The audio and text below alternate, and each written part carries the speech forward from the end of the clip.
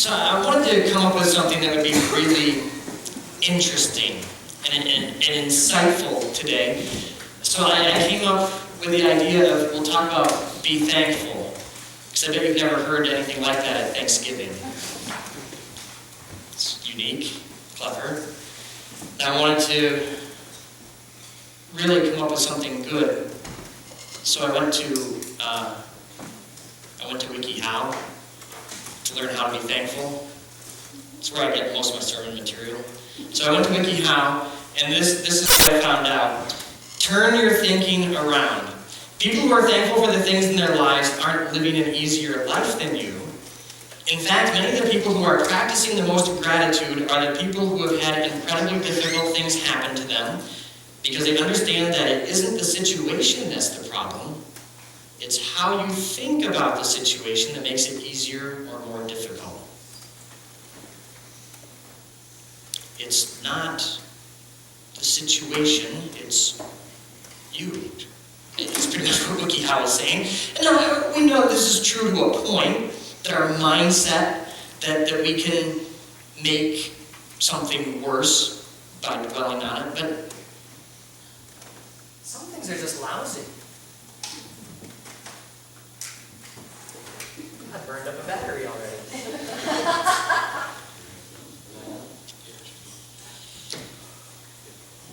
I don't want anybody to miss anything. So, some things aren't that great. Some things really aren't like, well, if I make my mind up, I can be thankful for this. I'm going to tell a series of stories today. They're kind of local stories that I hope kind of bring out some of these points that we're going to make. One is, I want to go back to Joel Randall, the guy that Josiah wants to be. You're never getting there, my friend. Joel Randall grew up in Grafton, New York, which is near my hometown, so he's obviously a cool guy. When Joel's young, his father deserted his family, left them in poverty.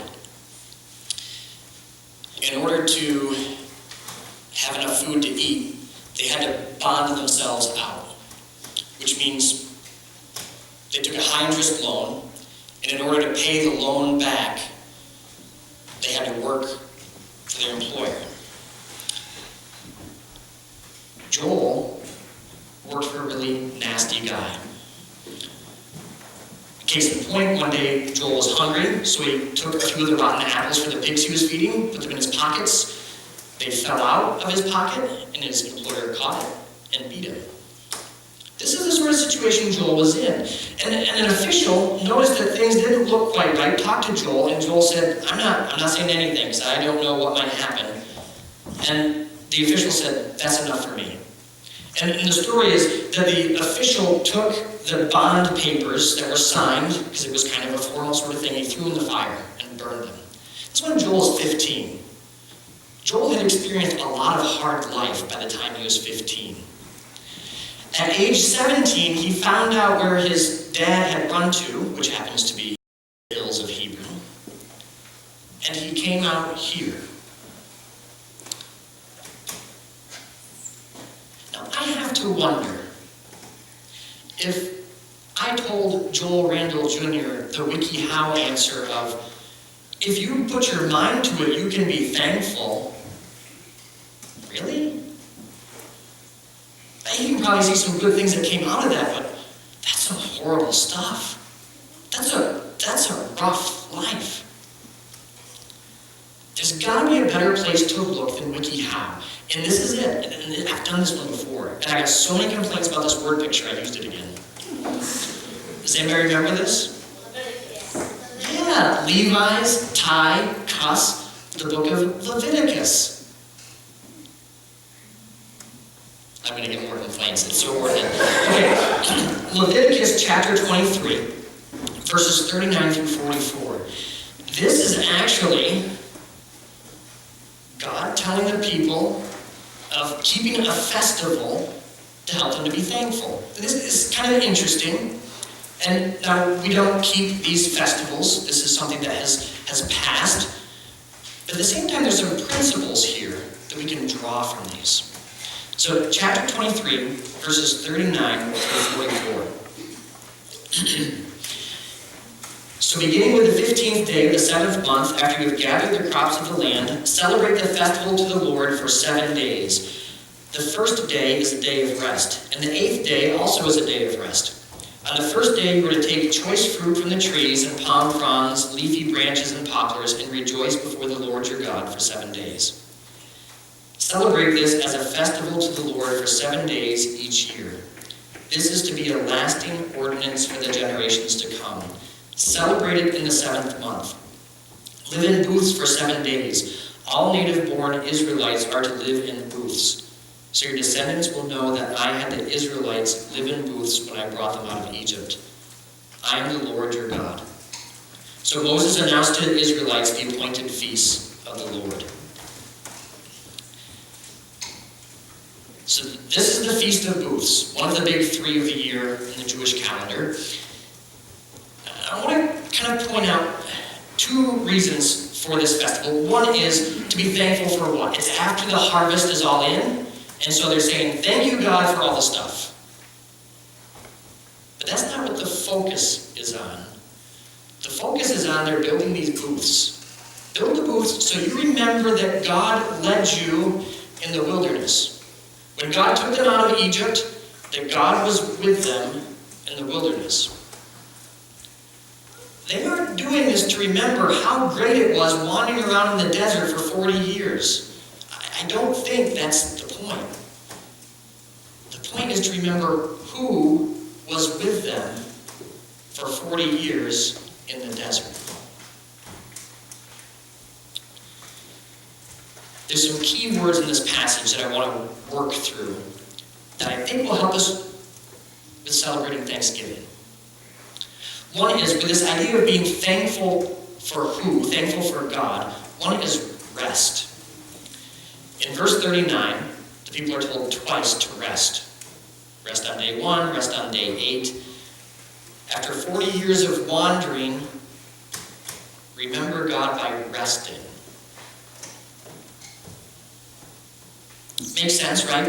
If you're wandering for 40 years, a good way to remember that it's over, but that God is with you during that impossible time is to rest. I'm going to keep making this sale. I'm seeing faces that are like, maybe. Here's the sale. I'm going to go back to Joel Randall's story. Joel Jr. wrote to his mom multiple times. Dana has copies of some of these letters. It's fascinating. And in 1869, Joel wrote to his mother. He said, you wanted me to write about Father. He lives less than 1.5 miles from me. And as for his being prepared to meet you in the land of rest, I am not his judge. Sometimes he seems to enjoy himself well, and then again not so well. I read your letter to him. It seemed to affect him very much. He said he had nothing against you and wished you well.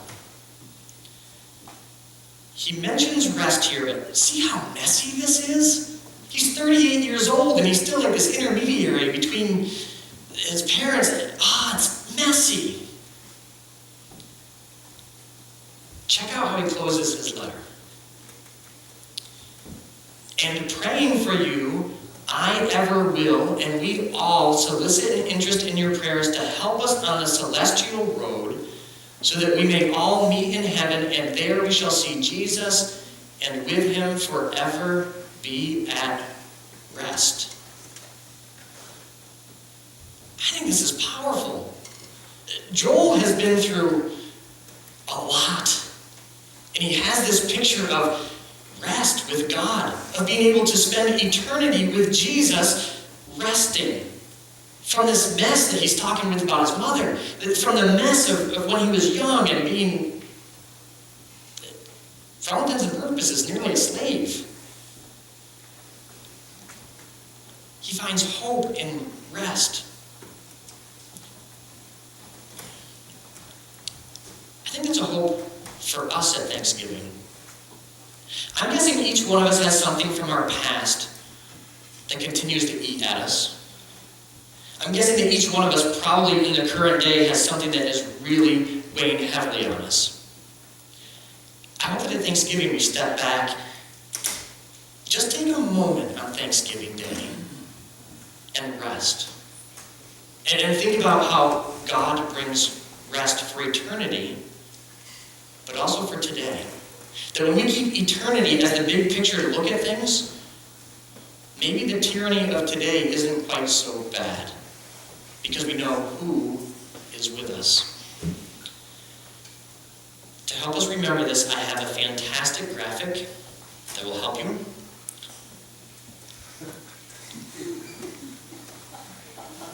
Get it?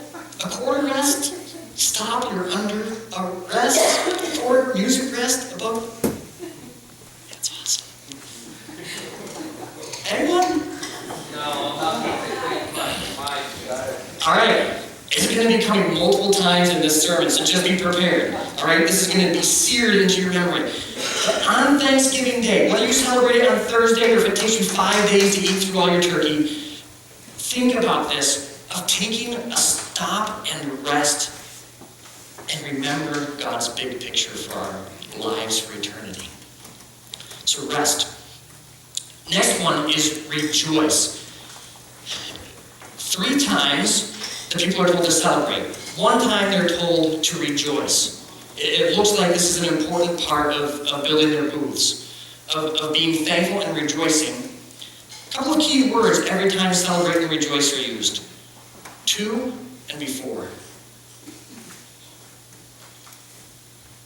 To God. Before the Lord. They aren't just rejoicing and celebrating because we no longer have to wander in the desert or that everything is great now. They're celebrating because God was with them for those 40 years. We're going to go to another story now. All right. I have a very blurry graphic here. Google Maps is only so good for me. Anybody recognize this place?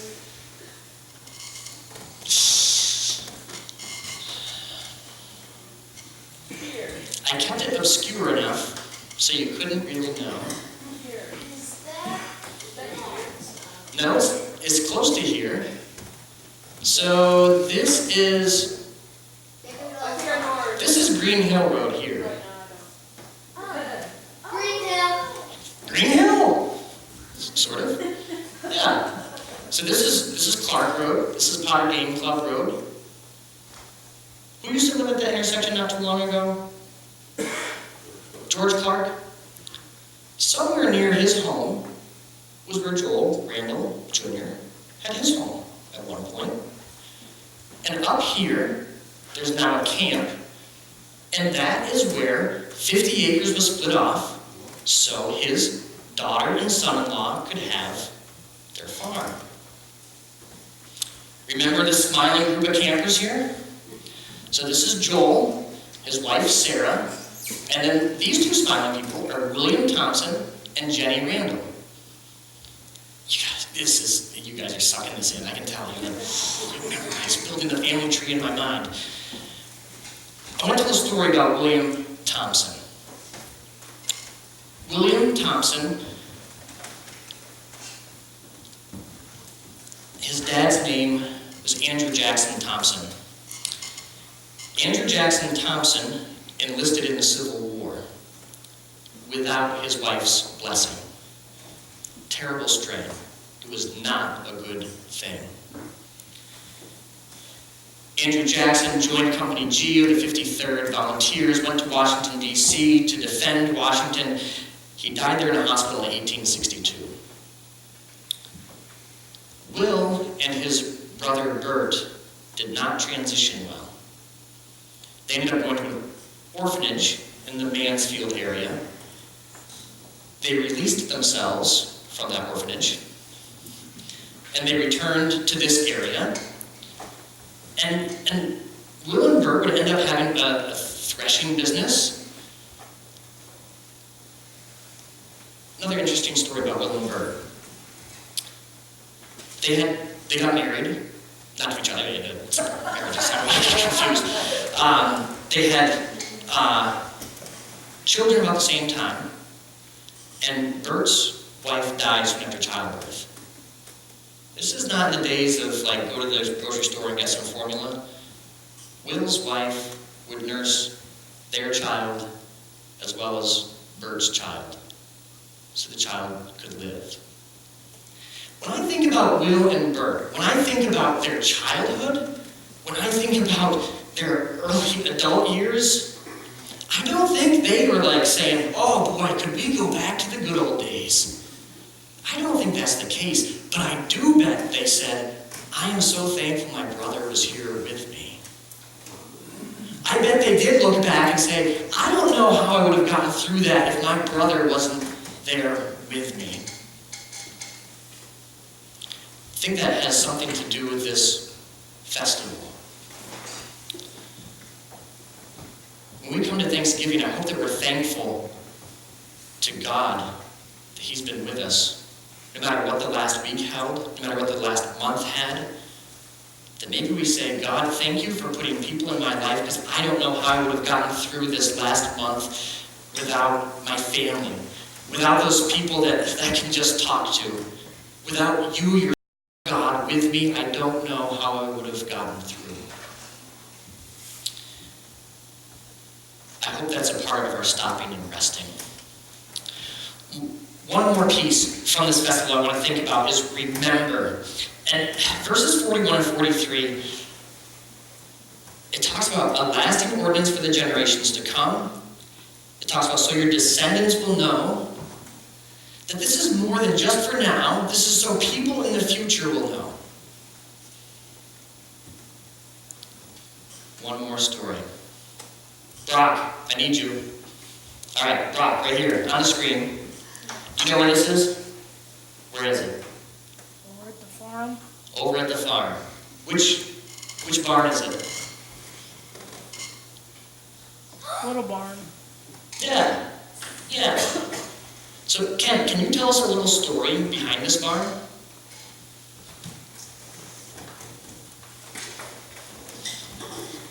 It's now the oldest barn on our farm. It's built in 1920. The barn previously stood there, burnt in March. A dry, windy day. There was another barn not too far away, up in the hollow. It was a different property at that time. It caught fire. Windy day, and embers from that barn fire came down the wood shakes and roof of the barn that was there before in March. This barn was quickly put up and was able to store hay that summer. Stories I've told, a lot of the beams are bowed in the barn permanently because it was grain sod timbers and hadn't cured yet. They loaded it with hay and they're permanently sagged. It was quite a feat that they built the barn quickly. A lot of the neighbors helped. And that was in 1920? 1920. So you were fairly young when that happened. But you know that story. You've been told that story, even though it's a different generation. Here's the Randall clan again. Here's the bearded guy. This is some of their clan. Remember early on we had the picture of Will Thompson and Jenny Randall? Well, Jenny had a sister named Benjamin, and Will had a sister named Mary, and they got married, because this is Crandall Hill, so there's like brothers and sisters getting married, and it gets complicated. They had a daughter named Lillian Randall, who married the son of a pastor named Leroy Kenyon, who lived on the farm with this barn. And I bet when that barn burned, I bet that some of the stories from their family came flashing back through their minds. They knew that God had not left them at other points in time. That they knew from stories past that people would come around them, that God Himself would be with them. I hope that's something that we do at Thanksgiving. Is that we talk about how God has carried us through hard times. So our families know, so our friends know, so the generations yet to come will know our stories. one last piece. In verse 43, it closes with saying, I am the Lord your God. The Hebrew here is important. Yes, Hebrew. All right. The word for Lord is Yahweh. This is a proper name. This isn't just saying the guy upstairs. It's not saying the big cheese. It's saying this is God's name. The Lord, your God. That's Elohim. That's the big guy. That's God. You say that about God, this divine thing. Yahweh is personal. God is saying, I am the Lord, the one that you can know. The divine God, the one over everything. We can know God. Now we're going to fast forward a lot of years. We're going to go to the Gospel of John. On the last day of the feast, the great day, Jesus stood up and cried out, if anyone thirsts, let him come to me and drink. Whoever believes in me, as the scripture has said, out of his heart will flow rivers of living water. Okay, if I'm segueing to this in the sermon, I'll give you one guess. What festival, what feast is Jesus at here? Thanksgiving. Yeah, that sort of idea. You're with me. Yeah. Passover? No, but that's part of the big three. You're on the big three, so that's good. The Feast of Booths, what we've been talking about, the Thanksgiving feast, but that's the Jameson you're on. It's part of the big three. Don't feel bad. You were bringing one out of your depths there. All right, this is the feast that we've just been reading about. And by Jesus' time, there's a tradition that's developed in which somebody goes to Siloam, uses this gold cup thing, gets a bunch of water, and dumps it on the altar at the temple. And if they're celebrating being delivered from the wilderness, they're probably thinking a little bit, oh yeah, remember God brought water from a rock so we could drink? But there's more.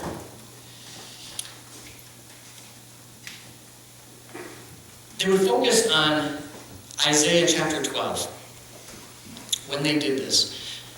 You will say in that day, I will give thanks to you, O Lord, for though you were angry with me, your anger turned away, that you might comfort me. Behold, God is my salvation. I will trust and will not be afraid. For the Lord God is my strength and my song, and he has become my salvation. And this last part might have even been a song that they sang while they were doing this.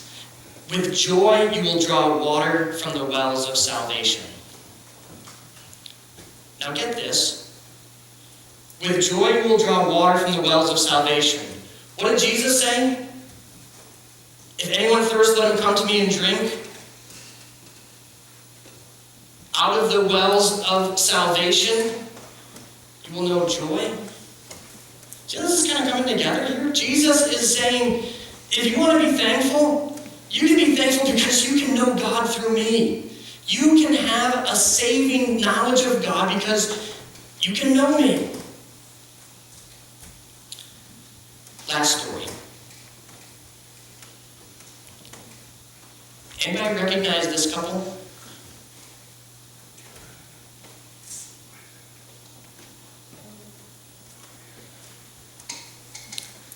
I remember it well. It's Alvy Thompson and Lillian Dingman Thompson. I know those names mean a lot to some of you who never knew them. Some of you knew them fairly well. I'm intrigued by Alvy for a number of things. He just sounds like this really cool guy. Somebody that really cared about people and observed lots of things and would go out of his way to just like observe and take in. I remember early on when I was getting to be friends with Bill Thompson, and I noticed in the records that Alvy was baptized when he was in his 70s, and I knew that was a mistake because people don't do that. It's kind of weird. And so I talked to Bill. I said, I think there's something wrong in the records. And he said, no, he was in his 70s. And when I think about about living water, and I think about Alvy deciding to profess his faith publicly in that sort of way, like, how cool is that? That he did something that most people don't do in their 70s. He said, I want people to know that this living water, this God that you can know personally, I want them to know that I know him and that they can too. What a powerful message.